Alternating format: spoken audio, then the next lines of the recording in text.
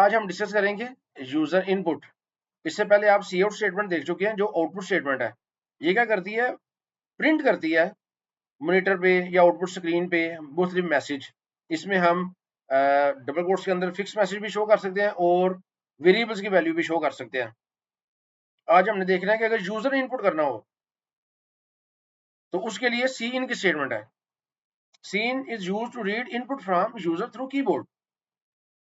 और इसके साथ ये जो दो दफा आपने ग्रेटर देन सिंबल यूज करना है, that is called extraction operator. ये सीन के साथ यूज होगा। ये कैसे हम यूज कर सकते हैं? आइए जरा इसकी एक एग्जांपल देखते हैं यूजर इनपुट की। जी, ये पहला प्रोग्राम हम इधर से खत्म कर देते हैं। फॉर एग्जांपल हम एक नंबर बनाना चाहते हैं कि यूजर कोई से दो नंबर एंटर करे और हम उसको प्रिंट करना चाहते हैं स्क्रीन पे। तो सबसे पहले तो हमारे पास दो वेरिएबल होने चाहिए ना, जिसके अंदर यूजर इनपुट करना है। तो होल नंबर्स के लिए हम बना लेते हैं इंटीजर n1 n2, ये दो वेरिएबल बना लिए। सी इन जब हम करेंगे n1 तो ये यूजर इनपुट करेगा कीबोर्ड से इसकी वैल्यू। सी इन n2 दूसरा वेरिएबल इनपुट करेगा और इसके बाद इनकी वैल्यू हम स्टोर करना चाहते हैं एक वेरिएबल के अंदर, उसका नाम हम रख लेते हैं सम। तो इधर हम लिख लेते हैं sum is equal to n1 plus n2 और इधर हम सी आउट लिख देते हैं सम। अब इसको मैं एग्जीक्यूट करता हूं। अभी देखिए ब्लैंक स्क्रीन है और कर्सर ब्लिंक कर रहा है। इसका मतलब है कि अब आपने इनपुट करनी है, कीबोर्ड से कोई ना कोई वैल्यू इनपुट करनी है। मैं इधर 10 इनपुट करता हूँ। अगर आपने गलत इनपुट हो गया तो इसको खत्म करके आप कोई और वैल्यू भी कर सकते हैं। इनपुट कंप्लीट कब होगी? जब आप एंटर करेंगे फिर इनपुट कंप्लीट होगी, अदरवाइज नहीं होगी। अब मैंने एंटर प्रेस किया, अब ये वैल्यू 20 सेव हो गई है n1 के अंदर। अब मैंने दूसरे वेरिएबल की वैल्यू देनी है, वो मैं दे देता हूँ जी 15। अब मैंने एंटर किया तो देखिए उनका सम जो है 35 वो शो हो गया। लेकिन ये एक प्रोफेशनल वे नहीं है, अच्छा तरीका नहीं है। जब भी आपने इनपुट करनी है आपने पहले मैसेज शो करना है, ताकि यूजर को क्लियर पता लगे कि आप करना क्या चाह रहे हैं। आपको तो पता है कि आपने दो नंबर इनपुट करने हैं, लेकिन अगर ये किसी ऐसे यूजर के सामने आपका प्रोग्राम आए जिसको नहीं पता कि आपने क्या प्रोग्रामिंग किया है, तो वो तो कंफ्यूज हो जाएगा, उसको नहीं समझ आएगी कि मैंने क्या इनपुट करना है। तो आपने क्या करना है जी, आपने हमेशा आज के बाद याद रखिएगा, जब भी इनपुट करना है उससे पहले आपने को मैसेज शो करना है। तो मैं सी आउट में मैसेज शो करता हूँ, एंटर फर्स्ट नंबर। उसके बाद n1 इन करेंगे, उसके बाद आपने लिखना है सी आउट एंटर सेकंड नंबर और दूसरा नंबर आप इनपुट करेंगे और फिर आपने इधर लिखना है सम इज इक्वल टू जी, इस तरह। अब हम इसको एग्जीक्यूट करते हैं। तो अब देखिए लिखा हुआ आ रहा है एंटर फर्स्ट नंबर। तो अब क्लियर यूजर को आइडिया हो रहा है कि पहला नंबर एंटर करो। मैं 10 एंटर करता हूँ। अब वो कह रहे हैं एंटर सेकंड नंबर, मैं 20 एंटर कर देता हूँ। तो ये देखिए सम इज इक्वल टू 30 आ गया। अब प्रोग्राम तो हमारा ठीक चल गया है, लेकिन अगर आप देखें तो इसकी प्रोफेशनल लुक नहीं है। ये देखिए एंटर फर्स्ट नंबर है, बिल्कुल उसके साथ 10 जुड़ा हुआ है, तो ये रीडेबिलिटी नहीं इसकी इतनी बन रही। इसी तरह ये sum is equal to species नहीं है। तो आल्दो के इस तरह प्रोग्राम सही चल गया, लेकिन इसको प्रोफेशनल टच भी हमने देना है। हमने प्रोग्रामिंग भी सीखनी है और प्रोफेशनल वे से भी सीखनी है। इसका क्या तरीका है, आपने इधर कॉलन लगाना है और एक स्पेस दे देनी है। इधर आपने कॉलन लगाना है और एक स्पेस दे देनी है और इधर आपने इज इक्वल टू के पहले और बाद में स्पेस दे देनी है। अब हम इसको एग्जीक्यूट करते हैं। ये देखिए एंटर फर्स्ट नंबर आपने लिखा 30, एंटर सेकंड नंबर आपने लिख दिया 40। अब ये देखें, अब इसकी लुक जो है ना पहले से कितनी बेहतर हो गई है। फर्स्ट नंबर 30, सेकंड नंबर 40 और सम जो है वो 70। तो आज के बाद आपने याद रखना है, पहली चीज इंपॉर्टेंट क्या है, जब भी आपने इनपुट करना है कोई मैसेज शो करना है और आपने जब मैसेज शो करना है उसके बाद कॉलन लगा के तो एक स्पेस देनी है आपने। इसी तरह जब आपने शो करने हैं तो वहां पे भी आपने अप्रोप्रिएट स्पेसेस देनी है। तो ये था हमारा इनपुट के बारे में।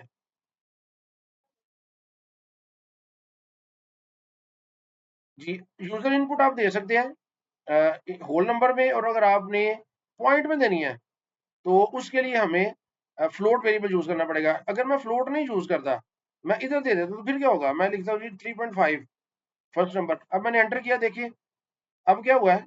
अब चूंकि ये इंटीजर्स है, इंटीजर में पॉइंट वैल्यू तो सेव ही नहीं हो सकती, तो जब आपने 3.5 लिखा तो सिर्फ 3 जो है ना वो स्टोर हुआ है n1 में और चूंकि आपने गलत इनपुट दी है, एरर की वजह से सेकंड नंबर इनपुट लिए नहीं गया और सम के अंदर सिर्फ 3 शो हो गया। तो ये आपने जेन में रखना है कि जब आपने जिस तरह की वैल्यूज पे काम करना है, आपने वो वेरिएबल डिक्लेयर करने हैं। अगर आपने पॉइंट्स में काम करना है तो आपने फ्लोट टाइप के वेरिएबल ये डिक्लेयर करने हैं तीनों। अब एग्जीक्यूट करें। फर्स्ट नंबर 3.5 और सेकंड नंबर आपका था जी 9.8। तो ये देखिए 13.3, तो रिजल्ट आपके पास आ गया। जी, यूजर इनपुट के बाद हमने देखना है डेटा टाइप्स क्या है। डेटा टाइप्स हमने लास्ट लेक्चर में भी देखी थी, लेकिन अब इनको थोड़ी सी फर्दर डिटेल में देखते हैं। तो बेसिक डेटा टाइप्स हमारे पास है बूलियन करैक्टर, इंटीजर, फ्लोट और डबल। बूलियन मेमोरी में एक बाइट लेगी स्टोर करने के लिए, लेकिन इसके अंदर सिर्फ ट्रू या फॉल्स वैल्यू सेव हो सकती है। ट्रू रिप्रेजेंट करता है 1 को और फॉल्स 0 को। करैक्टर के अंदर आप सिंगल करैक्टर सेव कर सकते हैं या नंबर भी सेव कर सकते हैं।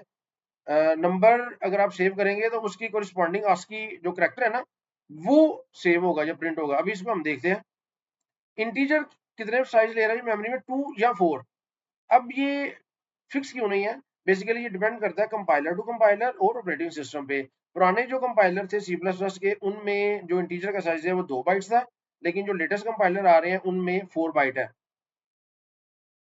तो फ्लोट जो है वो 4 बाइट लेती है और जो डबल है वो मेमोरी में 8 बाइट लेती है। जी, ये थोड़ा सा बताया गया है न्यूमेरिक टाइप्स के बारे में। इंटीजर, फ्लोट और डबल न्यूमेरिक टाइप्स हैं। करैक्टर और स्ट्रिंग हमारे पास वो करैक्टर जो है वो करैक्टर को स्टोर करने के लिए है, और बूलियन डेटा टाइप है हमारे पास एक बूल।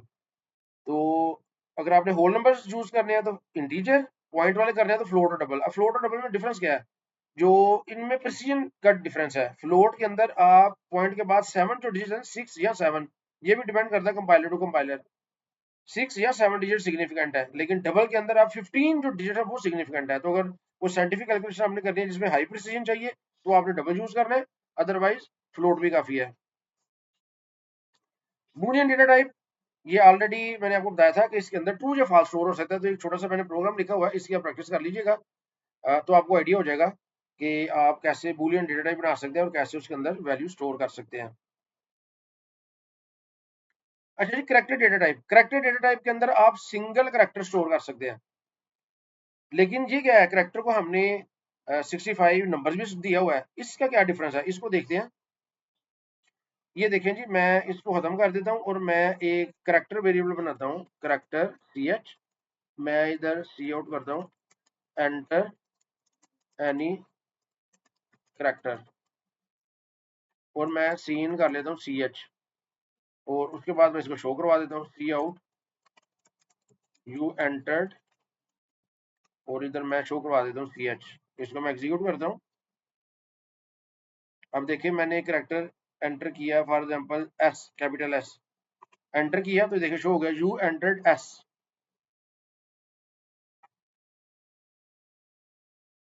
जी, अच्छा अब ये देखिए मैं दोबारा इसको एग्जीक्यूट करता हूँ। अब मैं इसको करैक्टर नहीं साइन देता, मैं इसको दे देता हूँ जी ये नंबर्स। मैं कहता हूँ जी 45, इसको मैं दे देता हूँ। एंटर मैंने किया, यू एंटर्ड 4। अब देखिए ये क्या हुआ है, बेसिकली जब आप इसको नंबर असाइन करेंगे तो जो फर्स्ट नंबर है ना, वो as a character, as a character जो आंसर है वो स्टोर हो जाएगा करैक्टर वेरिएबल के अंदर। तो 4 जो आंसर है वो सामने शो हो गया आपको। मैं दोबारा एग्जीक्यूट करता हूँ। अगर मैं इसको देता हूँ जी length input A B C D E, अब मैं एंटर करूंगा तो देखिए सिर्फ ए शो हुआ है। तो करैक्टर के अंदर तो यूज ही सिंगल करैक्टर हो सकता है। अगर आप ज्यादा इनपुट देंगे तो एरर कोई नहीं आएगी, लेकिन बाकी जो करैक्टर है वो डिस्कार्ड हो जाएंगे, सिर्फ फर्स्ट करैक्टर में स्टोर होगा। इसी तरह अगर आप न्यूमेरिक वैल्यू देते हैं तो जो फर्स्ट आपने नंबर लिखा था ना वो उसमें स्टोर हो जाना है। अच्छा जी, ये देखते हैं ए को हम 65 असाइन करेंगे तो फिर क्या होगा। अब ये देखिए ये करैक्टर वेरिएबल है, इसको मैं कर देता हूँ कमेंट। ये 2 लाइनें हैं, इनको मैं कमेंट कर देता हूँ। कमेंट का मतलब है कि अब ये एग्जीक्यूट नहीं होंगी। और सी एच को मैं असाइन कर देता हूँ 65। अब मैं लिख रहा हूँ यू एंटर्ड। अब इसको डिस्प्ले करते हैं, देखते हैं क्या प्रिंट होता है। तो ये देखिए ए प्रिंट हो गया, यू एंटर्ड ए, जबकि आपने तो ए की वैल्यू 65 रखी है। तो ये बेसिकली क्या हुआ है कि नंबर जब आप असाइन करेंगे किसी करैक्टर वेरिएबल को, तो उस नंबर के अगेंस्ट जो आस्की करैक्टर है ना वो इसको असाइन हो जाएगा। ये आस्की टेबल है, इसको आपने याद नहीं रखना, जस्ट अंडरस्टैंडिंग के लिए है। कि ये हर एक करेक्टर के अगेंस्ट उसका जो आस्की कोड है ना वो लिखा गया है। तो अगर आप करेक्टर वेरिएबल को उसका आस्की कोड असाइन करेंगे तो उससे क्या होगा कि आस्की करेक्टर उसके अंदर स्टोर होगा। फॉर एग्जांपल ये देखें, 5 का आस्की कोड क्या है, 53। तो अगर मैं इसको असाइन कर देता हूँ 53, तो अब देखिए इसके प्रिंट क्या होगा। देखिए 5 प्रिंट हो गया जो इसका आस्की आस्की करेक्टर है। अब ये देखें, ये डब्ल्यू का आस्की कोड क्या है, 87। अगर मैं इसको साइन कर देता हूँ जी 87, अब मैं इसको एग्जीक्यूट करता हूँ तो डब्ल्यू प्रिंट होना चाहिए। तो ये देखिए कैपिटल डब्ल्यू प्रिंट हो गया।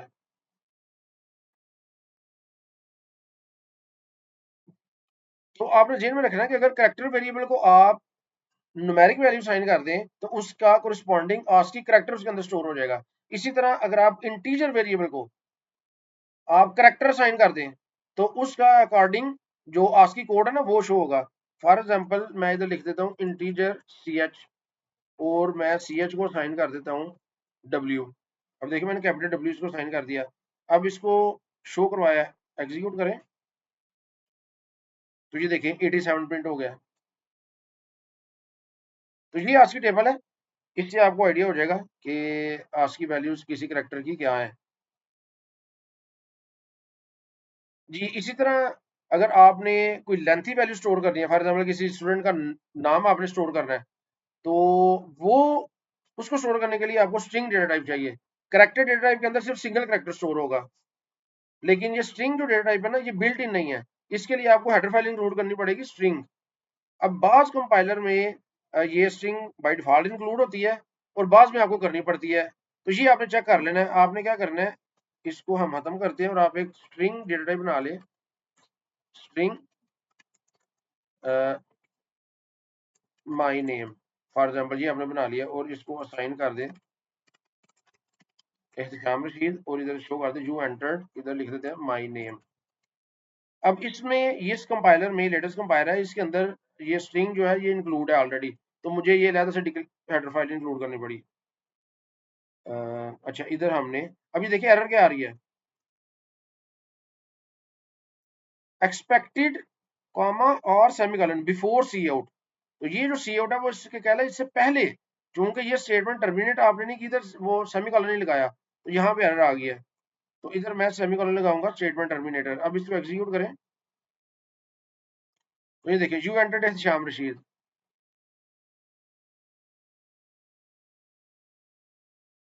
तो इस कंपाइलर में जो हेडर फाइल है वो इंक्लूड है। अगर आप कोई और कंपाइलर पे काम कर रहे हैं और यहाँ पे एरर आ जाए तो आपने क्या करना है, नंबर साइन इंक्लूड कर लेनी है, स्ट्रिंग ये आपने इंक्लूड कर लेनी है, तो फिर एरर खत्म हो जाएगी।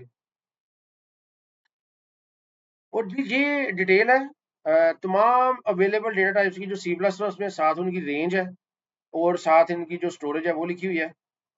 आपके पास ये कंप्लीट रेंज मौजूद है, short int, int, int, long int, unsigned short, unsigned integer, unsigned long integer, unsigned long integer, और ये फ्लोट डबल और लॉन्ग डबल। तो ये मेमोरी में इसकी जो बाइट्स हैं वो कितनी है वो लिखा हुआ है, और साथ आगे रेंज है। इसमें ये आपको ने सारी याद नहीं करनी। इंपॉर्टेंट चीज क्या है, इसमें आपको इंटीजर का पता होना चाहिए, लॉन्ग का पता होना चाहिए, और इसके अलावा ये जो अनसाइंड इंटीजर है, बाज दफा आपने प्रोग्राम में कोई ऐसी वैल्यू यूज करनी होती है जिसके अंदर नेगेटिव वैल्यू नहीं आती, वहां पे हम अनसाइंड इंटीजर यूज कर लिया करेंगे। अदरवाइज इंटीजर फ्लोट और करेक्टर से हमारा काम हो जाया करेगा, या अगर लेंथी प्रिसीजन चाहिए तो डबल यूज कर लेंगे। तो ये था ये कंप्लीट डेटा टाइप्स के बारे में। तो मुझे उम्मीद है आपको समझ आ गई होगी। अगर आपको कोई भी क्वेश्चन या प्रॉब्लम हो तो आप मुझे ईमेल कर सकते हैं जो मैंने डिस्क्रिप्शन में लिखी हुई है। शुक्रिया।